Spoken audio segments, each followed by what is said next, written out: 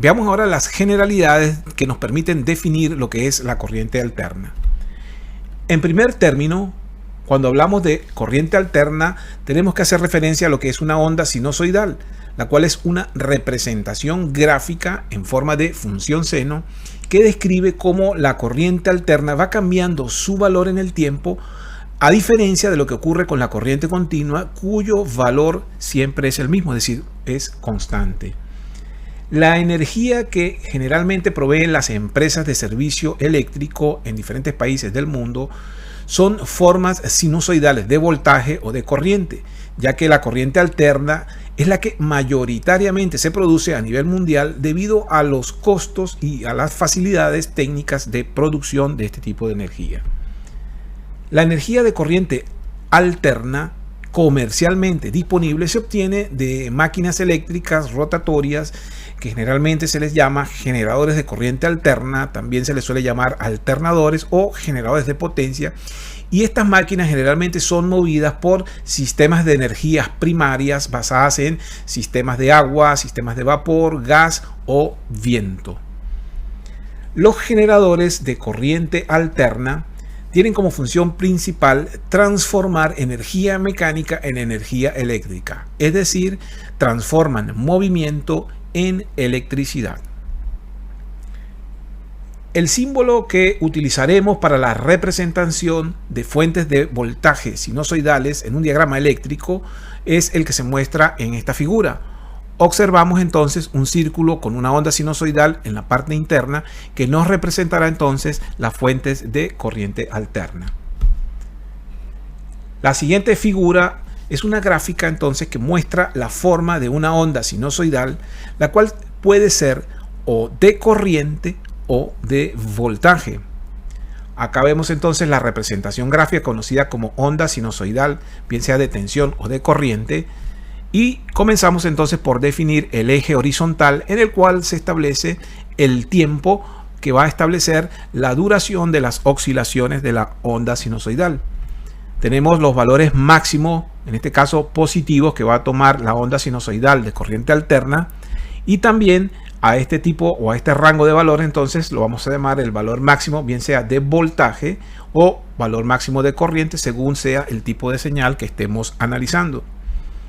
Por otro lado tenemos el máximo negativo, que sería lo mismo que el positivo, pero con polaridad contraria.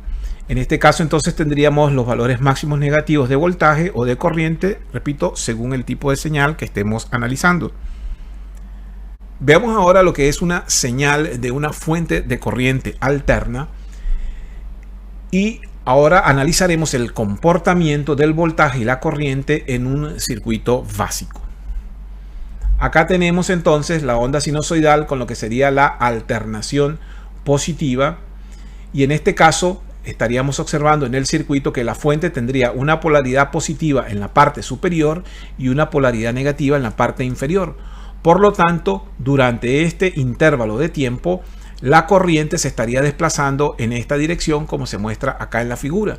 Tendríamos entonces que esta fuente le estaría suministrando energía a esta resistencia con una corriente que circula en esta dirección. Ese sería el ciclo de alternación positiva. Seguidamente, cuando la polaridad cambia en la señal de corriente alterna, es decir, se presenta lo que llamaríamos la alternación negativa, entonces en la fuente observaríamos el cambio de polaridad. Ahora el negativo estaría en la parte superior, el positivo en la parte inferior, y la corriente circularía en sentido contrario. De esa manera entonces, alternativamente en la fuente, la señal estaría cambiando de polaridad. Cuando se aplica entonces una fuente de voltaje sinusoidal a un circuito resistivo, se va a producir como consecuencia una corriente sinusoidal. En este caso, una señal de corriente alterna cambia la polaridad en su valor cero, esto es, alterna entre valores positivos y negativos, que es lo que hemos explicado en forma gráfica con estas dos señales. Otro aspecto importante a tener en cuenta en la corriente alterna es que cuando cambia su valor con el tiempo, este cambio va a ocurrir en forma periódica.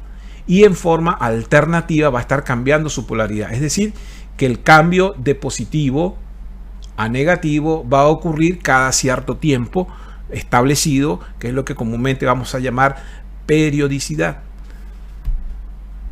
Si ahora vemos un esquema básico con el cual pretendemos explicar la generación de una tensión alterna, debemos partir de lo siguiente. Para producir corriente alterna se requiere una máquina simple como la que se muestra acá, en la cual tenemos dos polos magnéticos, polo norte, polo sur, y en medio se forma entonces un campo magnético. Dentro del campo magnético está introducida una espira, en este caso sería una bobina, más adelante explicaremos en detalle en qué consiste, y esa bobina, al ir girando dentro del campo magnético, va a inducir una tensión en los extremos de la bobina y por supuesto en los terminales de la máquina obtendremos entonces la representación de la señal alterna. En este caso observamos el primer cuarto de ciclo, que sería en la parte de alternación positiva, en donde la espira gira desde una posición horizontal un cuarto de vuelta hasta esta posición vertical. Durante este trayecto de movimiento se produce en la salida de la máquina una primera parte de la señal sinusoidal positiva, es decir, la alternación positiva. Esto es lo que llamaríamos entonces el primer cuarto de ciclo. Luego, en un segundo cuarto de ciclo, la espira o bobina sigue girando y ahora va a girar desde su posición vertical hacia una posición horizontal nuevamente, con lo cual se completa la primera parte de la alternación o de la onda sinusoidal, que sería la alternación positiva. En este caso estaríamos hablando de un segundo cuarto de ciclo. Luego la espira sigue girando y esta espira va ahora a desplazarse, va a haber ahora un cuarto de vuelta adicional, pero comienza a circular ahora una alternación negativa, es decir, comienza a producirse la parte negativa de la onda sinusoidal. En este caso, si observamos en los terminales de la máquina generadora, vamos a ir observando cómo se va trazando a medida que se va produciendo el giro de la máquina, cómo se va trazando en forma sinusoidal la onda de corriente alterna.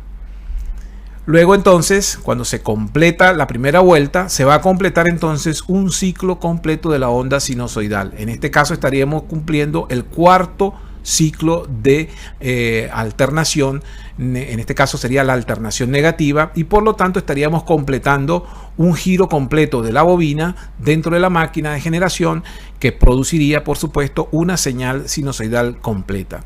En este caso la máquina va a ser accionada por una fuerza motriz externa, que ya explicábamos anteriormente, que puede tener una fuente primaria de distintas naturalezas, pero en este caso nos interesa evaluar cómo el movimiento de esta máquina dentro de un campo magnético, el movimiento de la bobina dentro de un campo magnético, va generando que a medida que va girando la bobina dentro del campo magnético se va produciendo la onda sinusoidal con la forma que se observa en el instrumento de medición.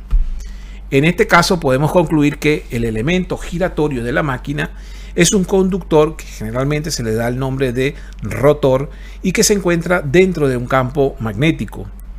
Por otro lado, podemos decir que la interacción del conductor movido dentro del campo magnético va a inducir una fuerza electromotriz en los terminales del generador, que tendrá una forma sinusoidal debido al movimiento giratorio.